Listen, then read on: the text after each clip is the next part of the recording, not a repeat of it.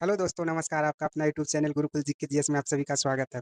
आज हम लोग मुगल काल के बारे में पढ़ने वाले हैं, जिसमें आज हम लोग टॉप 50 प्रश्न देखेंगे, जो एग्जाम में बार-बार पूछे जाते हैं, इसी प्रकार का प्रश्न।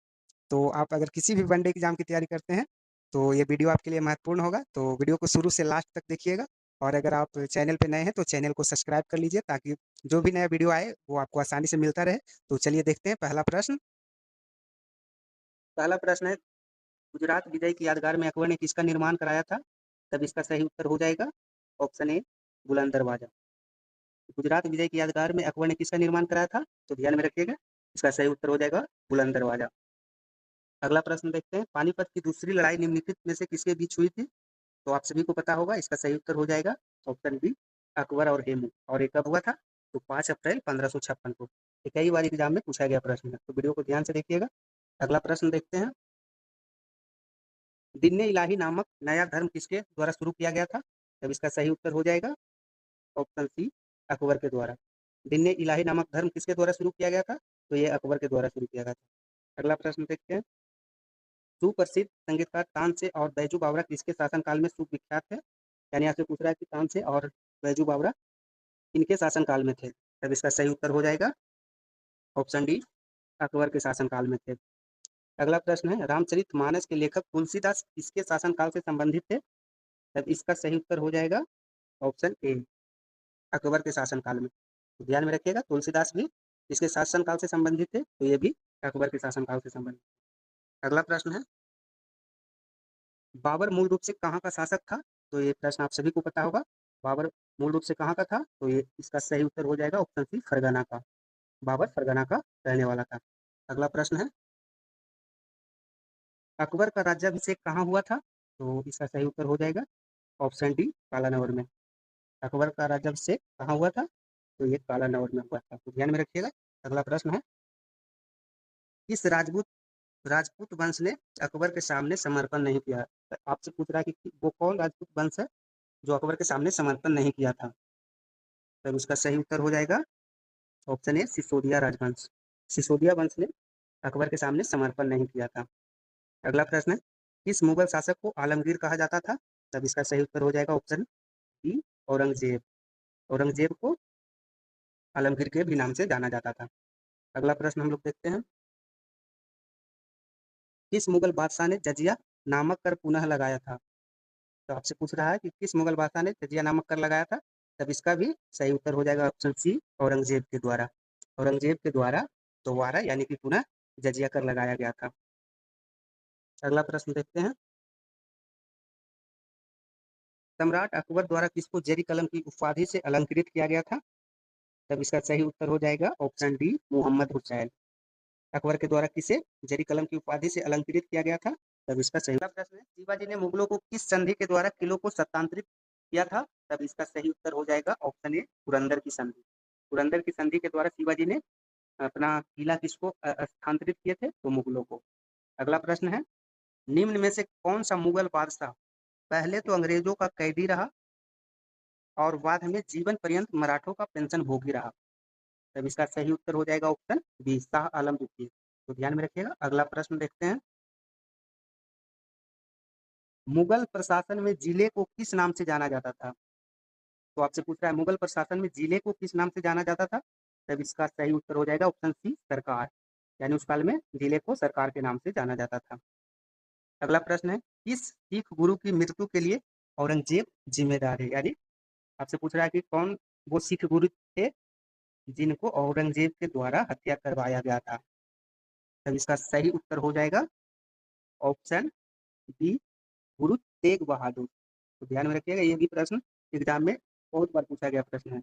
और अगला प्रश्न देखते हैं, मुगल चित्रकारी किसके शासनकाल में प्रकाष्ठा या चरमोत्कर्ष प्राप्त किया? यानी आपसे पूछ रहा है कि वो कौन सा मुगल शासक था जिसके शासनकाल में जो चित्रकारी थे वे अपने सबसे चरमोत्कर्ष यानी कि सबसे ऊंचाई पर था? तब इसका सही उत्तर हो जाएगा ऑप्शन ए, जहांगीर। को पता होगा कि जहांगीर पेंटिंग का उसको बहुत शौक था। अगला प्रश्न है, निम्नलिखित में से किसने अकबर की जीवन कथा लिखी थी? तो आपसे पूछ रहा है कि अकबर की जीवन कथा किसने लिखा था? तब इसका सही उत्तर हो जाएगा ऑप्शन बी, अबुल फजल। अबुल फजल के द्वारा अकबर की जीवन कथा लिखी गई। तो इस प्रकार का प्रश्न एग्जाम में आने की संभावना है, तो ध्यान में रखिएगा। अकबर की जीवन कथा किसने लिखी थी? तो अबू फजल ने। अगला प्रश्न देखते हैं, शेर शाह की महानता का द्योतक क्या है? यानी आपसे पूछ रहा है कि शेर शाह किस लिए महान कहलाया? तब इसका सही उत्तर हो जाएगा ऑप्शन सी, प्रशासनिक सुधार के कारण। यानी शेर शाह को सबसे ज्यादा किसके लिए जाना जाता है? तब इसका सही उत्तर हो जाएगा ऑप्शन सी, प्रशासनिक सुधार के लिए। अगला प्रश्न हम लोग देखते हैं,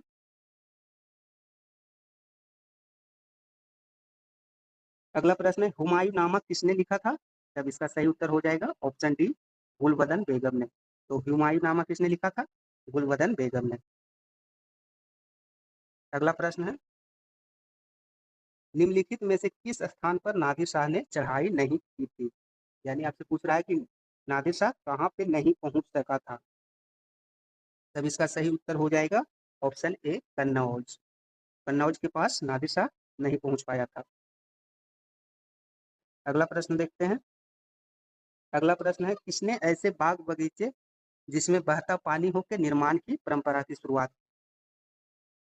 तब इसका सही उत्तर हो जाएगा ऑप्शन बी, बाबर। बाबर ने बाग बगीचे का निर्माण किया था और जिसमें बहता पानी हो। आप सभी को पता होगा बाबर को बाग बगीचे बहुत पसंद था।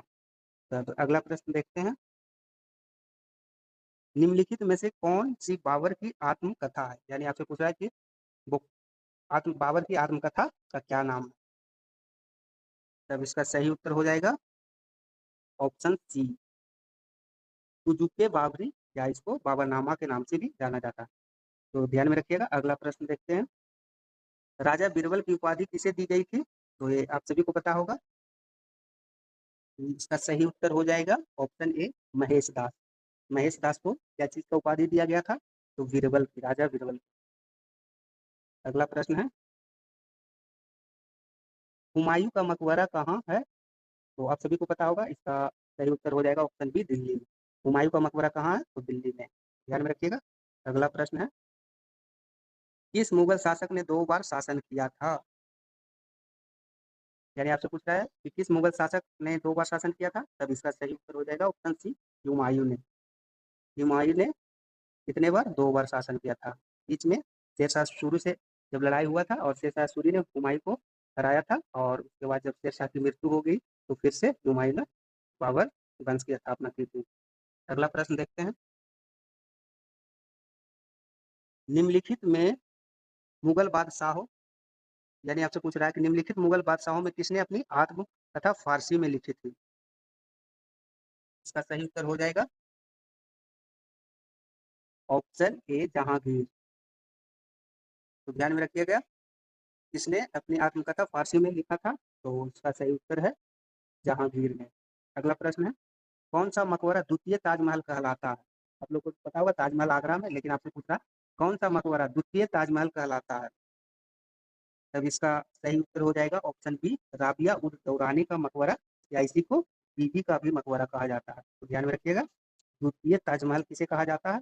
बीबी का मकबरा को, या राबिया उद दौरानी का मकबरा। ध्यान में रखिएगा। अगला प्रश्न है, 1526 ईस्वी में बाबर ने किस वंश के शासक को परास्त कर मुगल साम्राज्य की नींव डाली थी?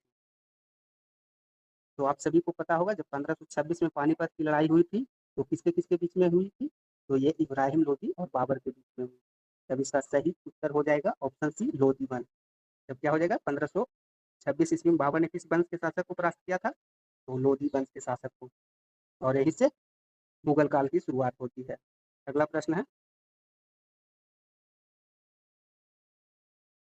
पानीपत का प्रथम युद्ध कब हुआ था?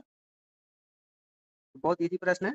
तो इसका आंसर हो जाएगा 21 अप्रैल 1526। पानीपत का प्रथम युद्ध कब हुआ था?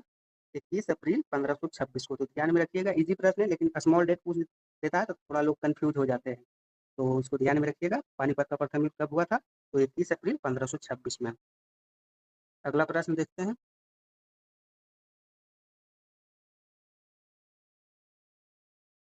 बाबर ने प्रसिद्ध तुलगुमा नीति का प्रयोग सर्वप्रथम किस युद्ध में किया था? तब इसका सही उत्तर हो जाएगा ऑप्शन ए, पानीपत के प्रथम युद्ध में। बाबर ने तुलगुमा नीति का प्रयोग सर्वप्रथम किस युद्ध में किया था? तब इसका सही उत्तर हो जाएगा ऑप्शन ए, पानीपत के युद्ध में। अगला प्रश्न देखते हैं, अकबर के शासन में महाभारत का फारसी में अनुवाद किया गया था, वह किस नाम से जाना जाता है? तो आपसे पूछ रहा है, अकबर के शासन काल में महाभारत का फारसी भाषा में अनुवाद किया गया था, वह किस नाम से जाना जाता है, यानी फारसी में उसको क्या कहा जाता था? तब इसका सही उत्तर हो जाएगा ऑप्शन बी, रजनामा। रज्मनामा के नाम से जाना जाता था। अगला प्रश्न देखते हैं, किस मुगल सम्राट ने सैयद भाइयों को गिराया या मरवाया होगा? यानी आपसे पूछ रहा है कि किस मुगल सम्राट ने सैयद भाइयों को मरवाया था? तब इसका सही उत्तर हो जाएगा मोहम्मद शाह। तो याद रखिएगा, किस मुगल सम्राट ने सैयद भाइयों को मरवाया था? तो इसका सही उत्तर हो जाएगा मोहम्मद शाह। अगला प्रश्न है, निम्नलिखित में कौन अंतिम मुगल सम्राट थे? तब इसका ऑप्शन देखते हैं। इसका सही उत्तर हो जाएगा ऑप्शन डी, बहादुर शाह द्वितीय, या इन्हीं को बहादुर शाह जफर के नाम से जाना जाता है। तो अंतिम मुगल बादशाह कौन थे? तो बहादुर शाह द्वितीय या बहादुर शाह जफर। अगला प्रश्न है, अकबर के शासन काल में भू राजस्व सुधारों के लिए कौन उत्तरदायी था? तब इसका सही उत्तर हो जाएगा ऑप्शन ए, टोडरमल। टोडरमल को भू राजस्व सुधार के लिए रखा गया था। अगला प्रश्न देखते हैं,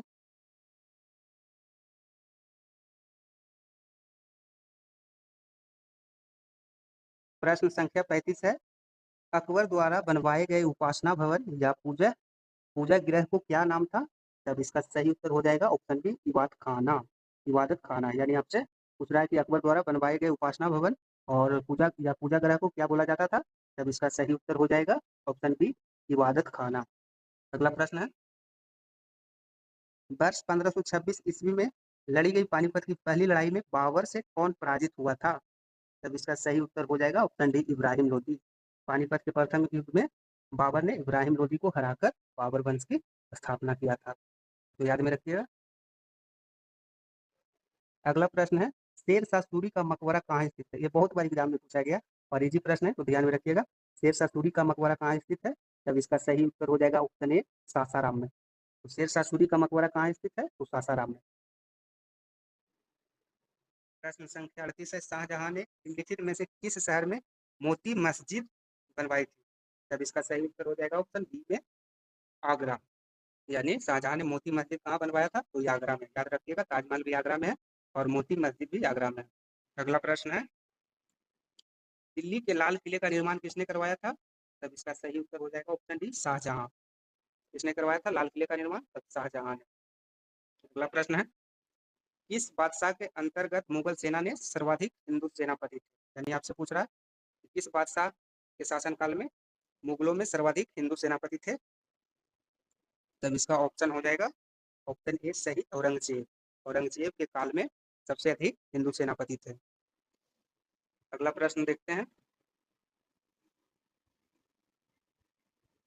अनवार ए सुहैली ग्रंथ किसका अनुवाद है?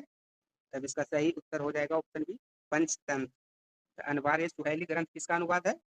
तब इसका सही उत्तर है पंचतंत्र। अगला प्रश्न है, निम्न में से किसने मुगल काल में ऐतिहासिक विवरण लिखा था? आपसे पूछ रहा है कि निम्न में से किसके शासन काल में ऐतिहासिक विवरण लिखा? तब इसका सही उत्तर हो जाएगा गुलबदन बेगम, ऑप्शन सी। अगला प्रश्न है, मुगल प्रशासन में मनसबदारी प्रणाली को किसने प्रारंभ किया था? आपसे पूछा जा रहा है, मुगल प्रशासन व्यवस्था में मनसबदारी प्रणाली को किसने प्रारंभ किया? तब इसका सही उत्तर हो जाएगा ऑप्शन डी, अकबर के शासनकाल में। अकबर ने मनसबदारी प्रणाली को प्रारंभ किया था। तो ध्यान में रखिएगा, ये सब प्रश्न आपसे जो भी वनडे एग्जाम में उस इसी प्रकार का प्रश्न आपसे पूछा जाता है। तो अगला प्रश्न देखते हैं, अपने काल का महान संगीतज्ञ तानसेन किसके दरबार में थे? तब इसका सही उत्तर हो जाएगा, इसका सही उत्तर हो जाएगा अकबर।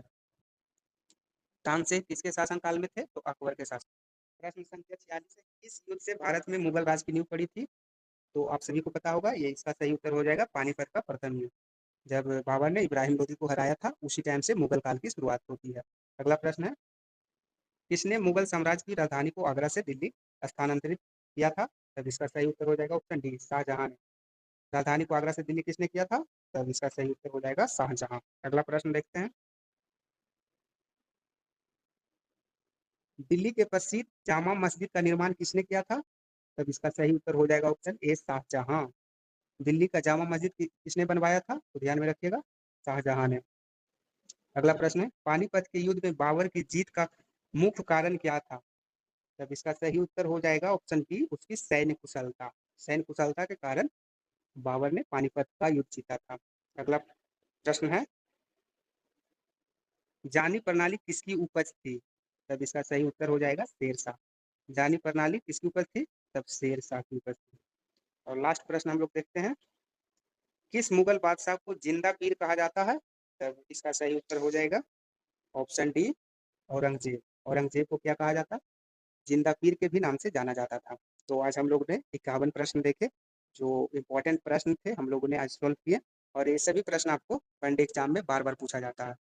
तब अगर वीडियो आपको अच्छा लगा हो तो लाइक कीजिएगा और चैनल को सब्सक्राइब कर लीजिए, ताकि जो भी नया वीडियो आए वो आपको आसानी से मिल जाए। और फिर मिलते हैं कुछ नए प्रश्नों के साथ। तब तक